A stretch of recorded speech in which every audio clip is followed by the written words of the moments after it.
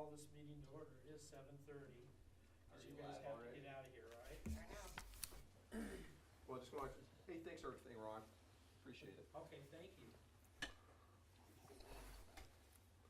Ron used to beat me in tennis back when I was 13. He never showed any mercy to me.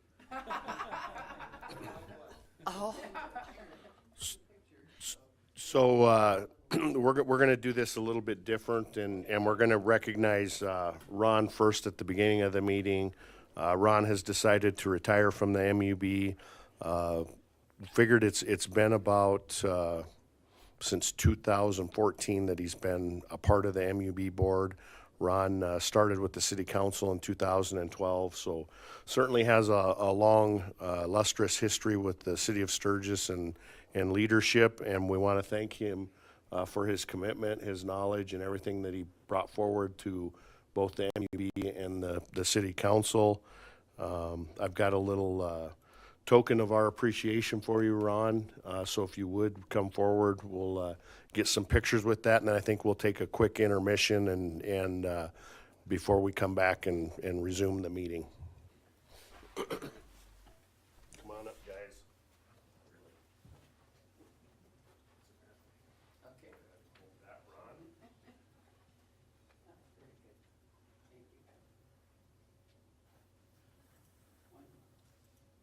Very good. Thank you. It's been a Thanks, pleasure. Rick. Thanks. There is some donuts and water. Help your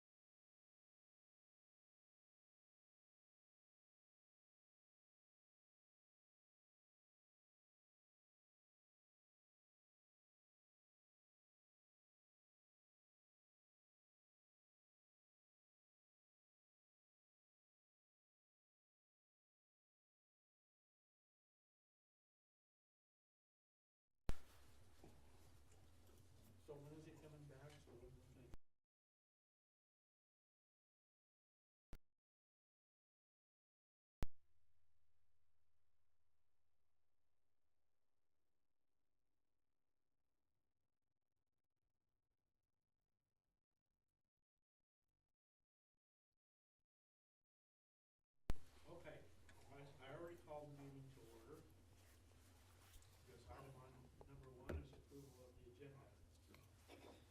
I'll make a motion to approve the agenda. Second it. I say yay. Okay, so that's been approved. The minutes for March 5th, 25th. I'll approve the minutes from March 25th. Okay, Second. I say yes, and that's been approved. So, the claims. Any questions on the claims?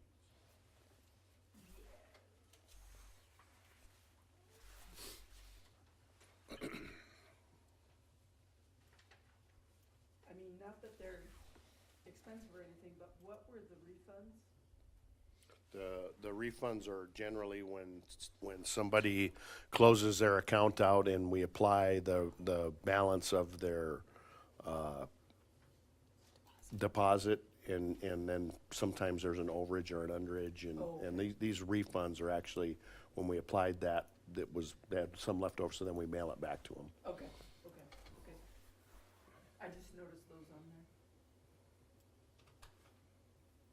Any other questions? And, just up from there, a few, North Trunk sewer line, is that North Tank? Or is it? No, that's the sewer line project that we're working on. There's some parts of that, especially on the Silver Street portion of the trunk line, that are non-eligible for the clean water SRF, and they actually have to be paid out of the water. So we're replacing the water mains and the service lines. So water, of course, pays for that.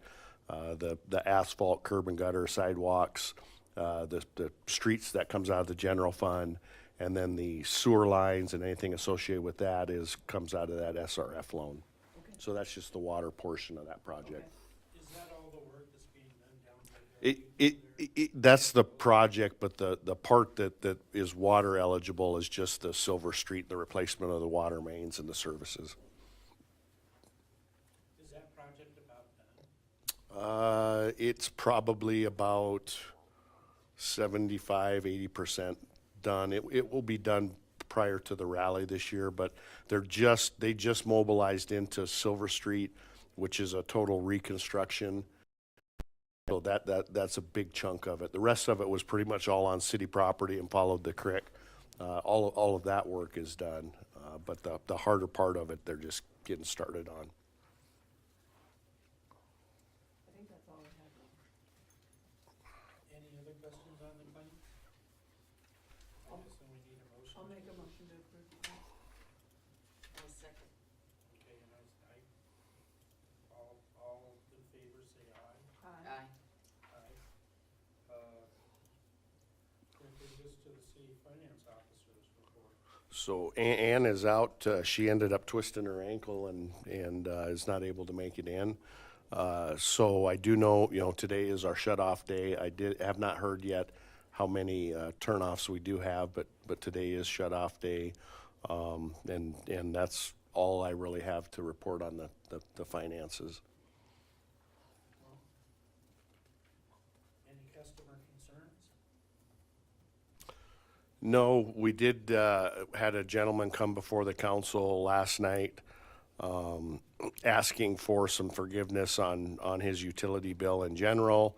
And one of the, parts of it is the building that he moved into and is renting.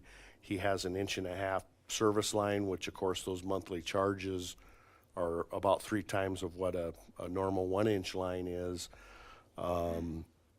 His thoughts were that, well, geez, I'm barely using any water, and we don't have that. That's not able to be a consideration, and so we're going to have some further conversations with him and try and come up with a remedy. But really, the owner of the building, when they built it, decided to put in the 1.5-inch water line and knew what those costs were. So his tenants, I mean, he should be working that out between them and not the city. We really don't have the ability to have somebody put in a larger line and meter and then only charge them for a lesser one. I mean, it's just, we've never done that in the past, and Right. and we don't really have a way to do it. So that may possibly come back next month. Like I said, I know Administrator Jordan had asked the gentleman if he could meet with him, and we could discuss it further, but we'll see where that goes. I guess that leads us to you. Yeah, Todd is on vacation, so I will go right into my update. We met last week with the developers of Valley View and Hidden Hills. We had our pre-construction meeting. They're planning to start moving dirt this week if the weather holds out. Kind of just went over what our protocols were going to be. Asked them to get us their shop drawings for all of their valving and piping and all that, so we could get that approved and not hold up delays there. I guess we did have a request from them earlier on in the month they had some parts and components, piping that was left over from another project, and they had asked whether or not they would be able to use that on this project. The letter from the manufacturer stated that it was all out of warranty, and so this did go in front of the infrastructure committee, and the infrastructure committee made the recommendation to not allow that. It would not be in conformance with MUB regulations, and so we did tell them no, that they would not be able to submit on that, and they were fine with that. They didn't have any necessarily heartburn with that. So we did have that meeting here, like I said, last week, and yep. Yeah, one's on each side of the road, of the Avalanche Road. So the other thing, Todd and I met with Western Dakota Regional Water System last week. Of course, Cheryl Chapman, their executive director, has retired, and they've named a new executive director, being Kristen Conzett. We did have some discussions with them. We are now members of that.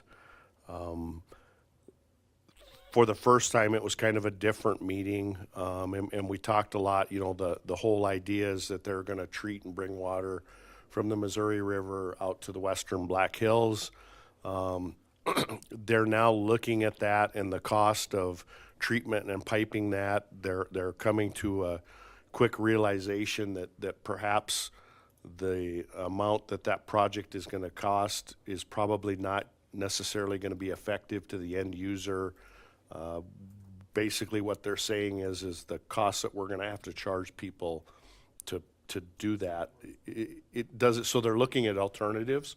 One of the things that we spent a lot of time talking about was the possibility of kind of a plan B, is having a series of wells, whether they're current wells or new wells that are basically drilled along the foothills here, and a pipeline that runs basically from north to south that would start in the northern hills, maybe up by Belfouche, and run, basically follow the interstate down, taking water to Rapid City and all the communities along that corridor. So we talked about that a little bit. We talked about where we felt our best point or points of getting water in or out of our system. I mean, this would be an opportunity if they continue to pursue that, where if we had a surplus of water, we would be able to sell it to this system, and maybe have a revenue, opportunity there. I don't know. Again, that's kind of the first time I've heard anything about that, so we'll continue to monitor that. I don't know at this point in time that we're necessarily in favor or not of that. The benefit in bringing the water to western South Dakota from the river was that everybody, I mean, we're one of the few communities that's truly 100% deep wells, and so like Spearfish, Deadwood, Rapid City, a lot of them all use surface water, and they're supplemented with deep wells. We're all deep well water, so we don't have to take any like Rapid City gets it out of the lake and then they treat it, or out of Rapid Creek, and And the same with Spearfish, gets it from some of the old homestake system, and they supplement with their well water. We're all well water, so the benefit to us was if we have those users who are now not using that well water, I mean, that increases our ability, and you know, the aquifer is more replenished and able to sustain our usage. So we were never necessarily looking at it from, hey, we want to be a customer. I think we want to have those opportunities, and we want to be a part of this, because at some level this program is going to happen. They've got a lot of support from both the state and the federal government, and they've got a lot of money allocated to this project. We likely won't see the end results of this in our lifetime, but it is going to happen. So we certainly, it's in the benefit of the city to be a partner in this and have a vote and a voice. So that is what we're doing. Again, I think we're going to start to see and hear more and more about this option B and option C, because it's probably more of a reality and is easier to get it done, to be honest with you. So we're very interested in that, and I guess we'll keep you guys updated on when we learn more about that. But like I said, that was kind of the first time I'd heard that, and I think the smart thing for us would be is just to evaluate this stuff, because as long as it stays alive for the citizens of Sturgis, then we're probably fine with it. But when it starts to cost the citizens more here, just because they have this big idea of putting in a pipeline. right. Yeah. The way things are working right now are just fine, but 20 years from now, if the population of this area is different, it may not. Yeah. And that's what we've got to, you know, certainly what we've got to take into consideration is, you know, right now, the city, we're a supplier. If we would enter into or go, I mean, we become a customer, and then we second sell it, you know. So certainly some things to consider, and it'll be interesting to see how the future of this unravels. But good meeting, and I'm always glad that they do come and include us.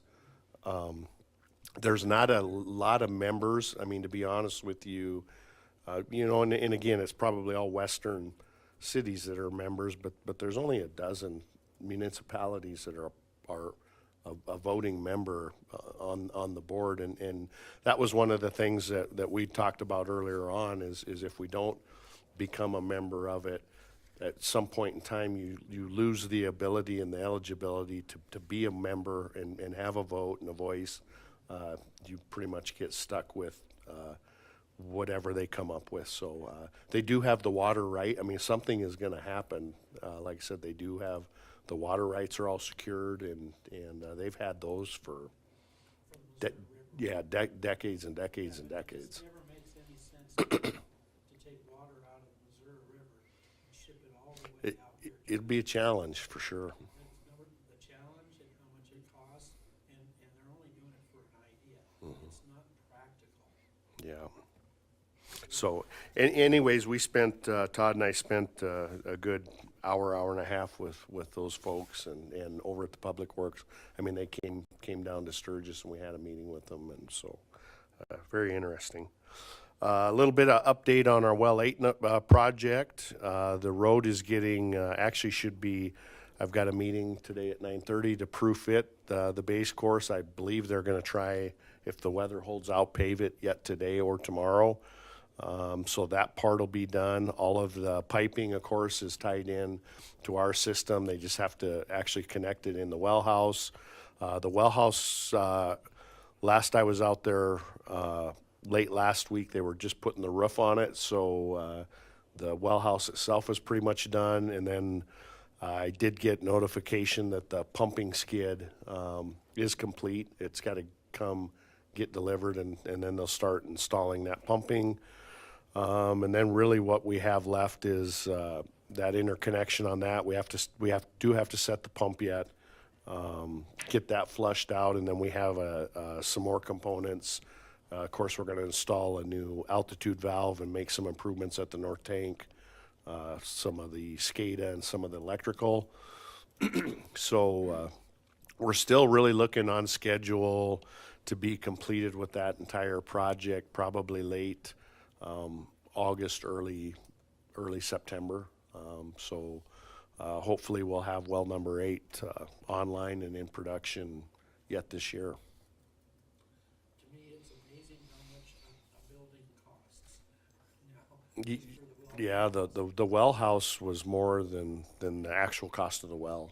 I mean, for sure, yeah. It's just amazing. With all of the valves and the electronics and the SCADA and, The first house I bought here in Sturgis was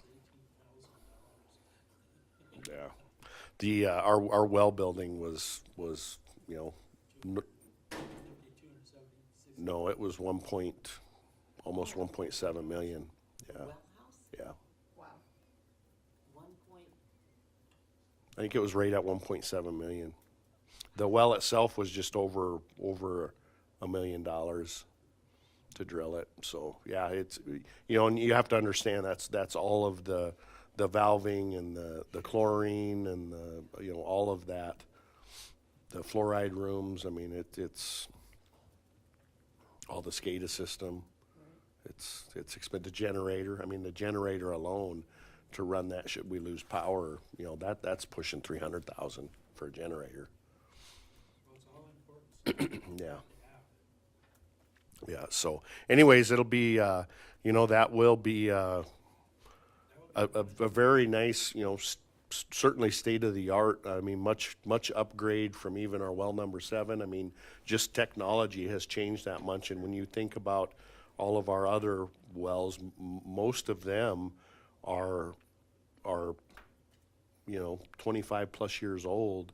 So we may have done some upgrades to them, but I mean, this is the first new well we've drilled in probably 25 years. So the technology certainly has changed too on how you get the water out of the ground and how you treat it. So And it's gonna keep us tapped into the Madison aquifer for a very long time. that is the one thing we're a little bit interests us a little bit, and we had an opportunity and we couldn't justify the cost. We had a proposal to put that screening system on it. Again, when we drilled it, we were able to camera it, and we know that well is very fractured.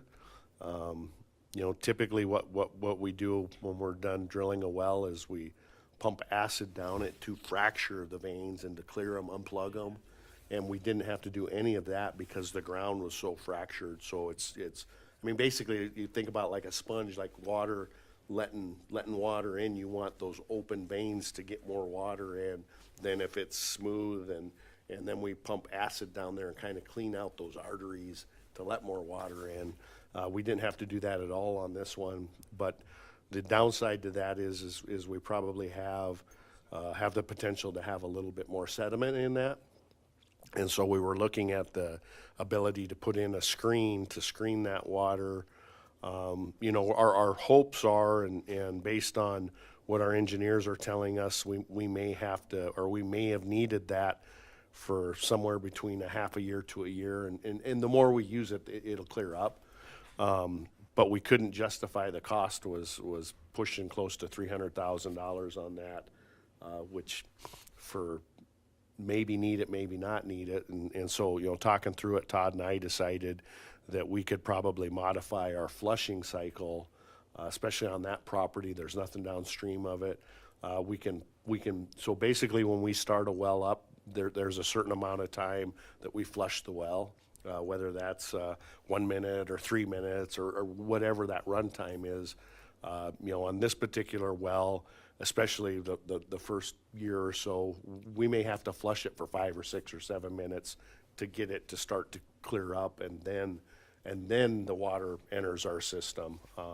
We thought that probably made more sense than spending that money for a what if. I mean, we're going to try to take care of that through measures that we can do with the flushing, than to have that expense. That'll just improve the well Yeah, yep. Yeah, eventually that sediment will clean out. So yeah, we're excited to get that project finished, and it'll be a nice addition to the city, and we won't have to rely so much on number 7, number 2. I mean, some of our other wells that we do run currently now. You know, number 7 probably, it's 80% of the time. I mean, that's our workhorse. So it'll be nice to give it a little bit of a break. Yeah. Yep. So really, that's about what I've got for a update. Does anybody have any questions on anything, or? This morning I noticed on the, coming road by the ballparks, and Ballpark Road I call it, but at the base of it, coming this way, I think it's probably part of the MUB trucks, it's got the huge pipes on it. Oh, that's the sewer guys are jetting sewer lines. They're cleaning sewer mains. So, yeah, they're parked over the manhole, and then that goes in there and jets it and vacuums them out. So every year we try and go through the whole town and clean the mains, whether they get debris in them. They'll get sediment, roots. Roots are terrible, especially if it's dry like it's been. When we have dry seasons, the trees and things they find water, and so we get roots, and then the roots collect the debris, so we really, we have problem areas that we've identified that we got to make sure we get all those roots cleaned out, and to keep those sewer mains open and don't have a backup. Mm-hmm. Any public hearings? Probably not. We don't have an attorney here. Any old business that needs to be discussed? I don't believe so. Any new business?